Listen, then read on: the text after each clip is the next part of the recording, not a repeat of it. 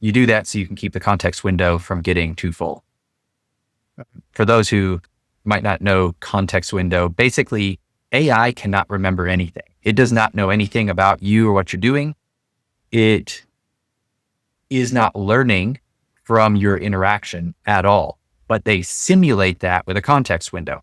And what that is if I say hello, and then it says hello back, and then I say, how's your day doing?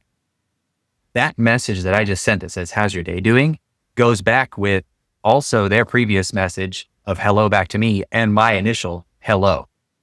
And then it replies. And when I reply back, now it has all 5 messages that it receives back. And that grows and grows. So when you're doing coding, it's carrying every bit of this conversation that we have back and forth in every message, and it fills up. And then it starts dropping the oldest information and starts to forget because it doesn't actually know anything about this. It only knows what gets sent in that context. Pretend memory.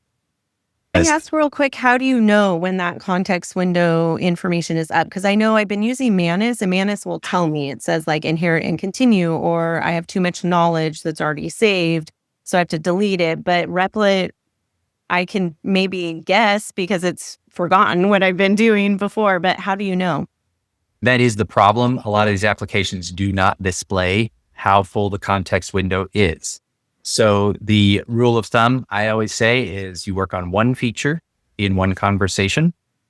The moment you have that feature or fix either completed or to a stopping point, if you find yourself saying next or and or also in your next prompt, that should be a new conversation. Okay. Okay. That's really good to know. I was not aware of that. Thank you. Yeah, you bet. That's the goal for these group calls, is to kind of get the general concepts that make this successful out so people can actually get their apps going. Thanks for watching. If you want to see more videos like this, please like and follow. And if you need help building or finishing your app, click the link in my bio to book a one-on-one Zoom call to take a look at your project.